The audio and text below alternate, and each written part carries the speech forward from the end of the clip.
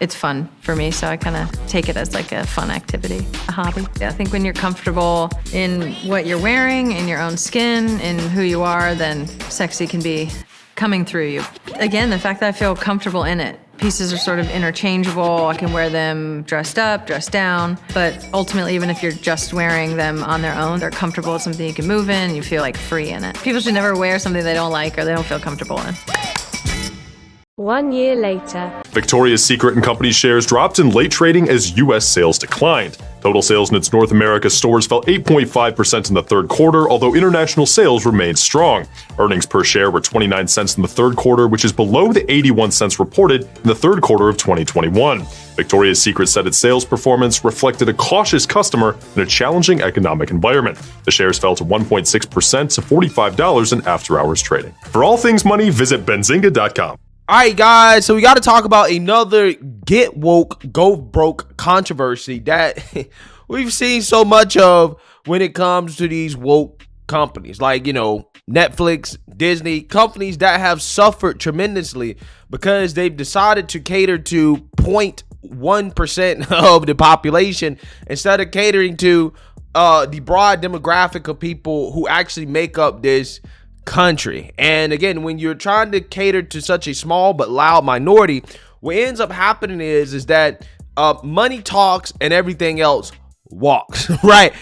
You end up like Disney, whose stock has crashed tremendously. Again, Disney used to be a blue chip stock, okay? Disney used to be a stock where you can rely on to be stable, have less volatility. It would slowly grow over time. You didn't expect to put money in Disney and maybe lose half of it in a year.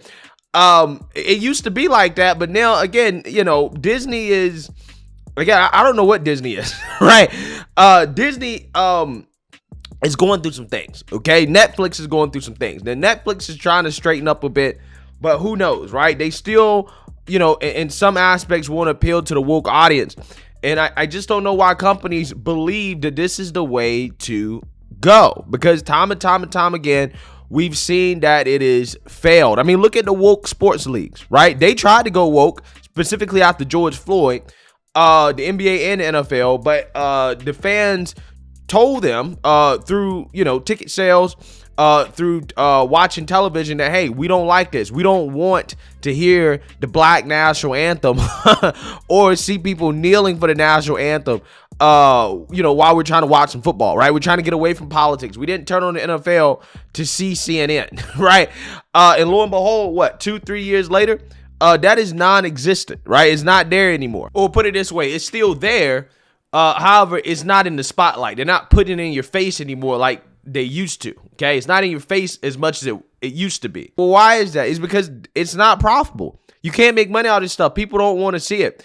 And Victoria's Secret is just another one of these companies / brands that have decided to go woke, okay? They decided to go woke to appeal to a small segment of people in this society, and it's not working out well for them. In fact, it's not working out so well that the new CEO has exited the company, right? She is no longer CEO amid the woke controversies. And we're going to read a little bit more about that and what's going on here. But first, we got to read about the woke controversies that have happened at Victoria's Secret and what they have did, right? So that you guys can understand the context behind this CEO no longer being CEO. But it's not necessarily just her fault because all this started before her, but it doesn't seem like she was trying to take the company in a different direction. So without further ado, let's get into this.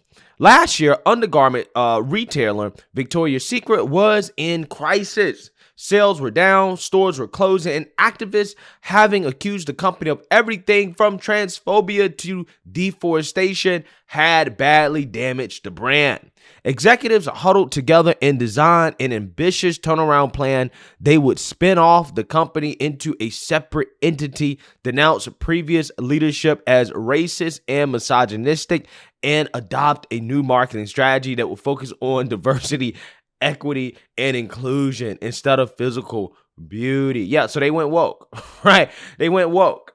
the change at the company was significant. All the men on the board of directors, with the exception of CEO Martin Waters, were replaced by women. The Victoria's Secret angels, women like Heidi Klum, Giselle Bundchen, and Tyra Banks were out. Basically, all the good-looking women were out, right? The traditional, tall, slim models. The women that look the way that women used to look back in the 1940s, 1950s, right? Have you guys ever seen pictures of women back in 1940s, 1950s, 1960s? They were all slim, right? They're all slim and feminine. What happened to that, right? What happened to that, right? What happened in our culture to make women not want to look like that anymore? I really don't get it. I don't understand. A new group of women called the VS Collective was in. The new models were chosen on political rather than aesthetic grounds. The group included the soccer player and LGBTQIA plus activist Megan Rapinoe, plus size model and body advocate Paloma Essler, and transgender swimsuit model Valentina Sapio, who was born a biological male. Yeah, so again, they replaced the traditional women, okay, and the traditional looking women as well too. I want to say that most importantly, with not women, right? With women that like women. Women don't even like men, and women that are not actually women, and women that are fat. Amazing. Who could have predicted that this would end in a train wreck, right? That this would not improve? Because I'm gonna tell you something.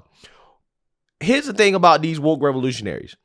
If you capitulate to them, it doesn't matter, because they're never going to be satisfied, okay? They're never, ever, ever going to be satisfied, okay? They will always demand more. You can never be woke enough, right? So it's not like they're going to all of a sudden start buying Victoria's Secret because they have trans models. No, they've already decided that they're going with Rihanna's brand. What is it, Fenty? Or something like that, some other lingerie thing that she started. They're going with her because she originally started off as woke, right? She originally came off as woke. She originally was into the trans, the body positivity stuff. So that's an original brand.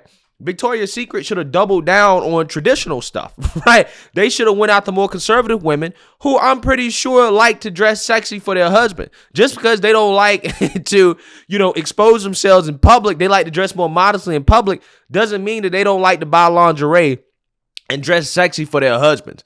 That should have been the target, right? Not all these woke women who are not going to buy the products anyways, probably can't afford it. No, you should have went after the traditional woman, right? You should have doubled down on that, right? We traditional, okay? But no. They had to capitulate, and this is what they get, right? This is what they get. Essler promised to, quote, change the world and expand the company's product lines to XXXXL size. Basically, morbidly obese women, right? Sapio pledged to use her new position to raise our vibration and catalyze positive change. And equality advocate Amanda D. Cadenet said that the point was not to sell underwear, but to shift culture. So the point is not to make profit, right? Again, this is how these companies end up like, again, Disney and Netflix, when they lose sight of the profit motive. This is what happens. The new marketing strategy is constructed on a fashionable ideology and a strict taboo. The ideology is intersectionality. Traditional beauty standards are dismissed as patriarchal, racist, sexist, ableist, and sizist. Models must instead represent the constellation of oppressed identities. The VS Collective does this with panache. During the launch of the marketing campaign, Rapinoe explicitly condemned the company's past, calling it a patriarchal, sexist institution that was really harmful to women. To atone for that, said the VS Collective offers not only condemnation but transcendence of the old order. The company presented the new spokeswoman not only as representatives of their intersectionality identities. The original lineup included an African refugee, a pink-haired lesbian, an obese biracial woman, and a male to female transsexual, but as social justice advocates committed to systemic change. The press release announcing the campaign describes one member as a pay equity crusader, another as a mental wellness supporter, and all as leaders in a movement to cure female cancer and to save the lives of millions of women around the world. Yeah, so now that you guys get a better understanding of what's going on in the background with Victoria's Secret, Now we got to talk about how that worked out, right? How has this worked out so far? Well, again, declining stock price, declining U.S. sales, and now the CEO is out, right? That's how it worked out. So without further ado, let's read about this. Victoria's Secret's brand CEO, Amy Hauk, announced that she will be leaving the lingerie giant after a brief stint at the company.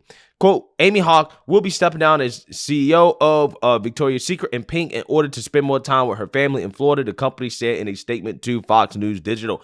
AKA, she's probably being forced out, right? She's being forced out because maybe things are not working out. Or who knows?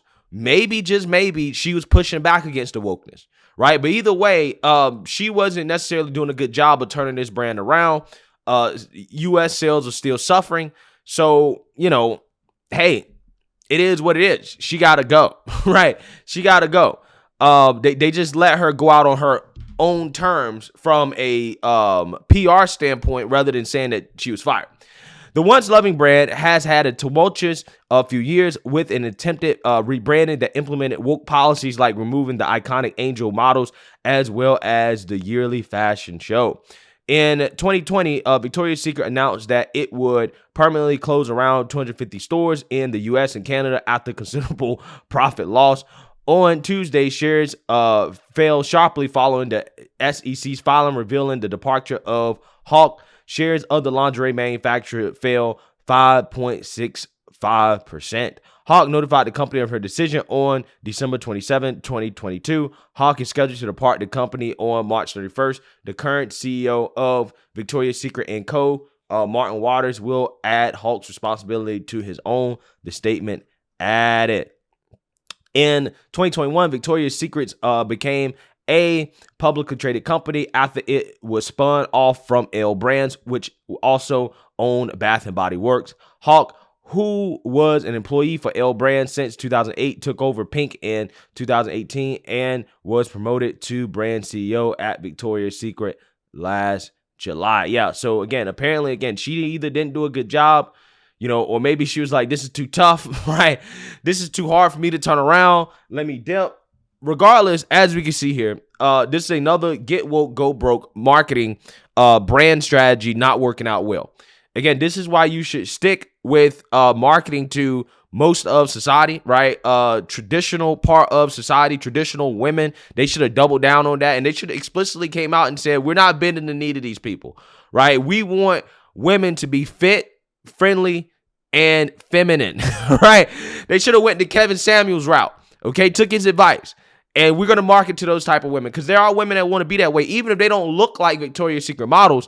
Again, I believe Victoria's Secret is about fantasy, right? Having overweight, obese male models is not fantasy. That takes away the fantasy, okay? And, when you go away from what actually made you iconic in the first place because you want to appeal to such a small minority of people, that have already decided your brand is canceled. We're not shopping with you. We're going to shop with Rihanna's brand.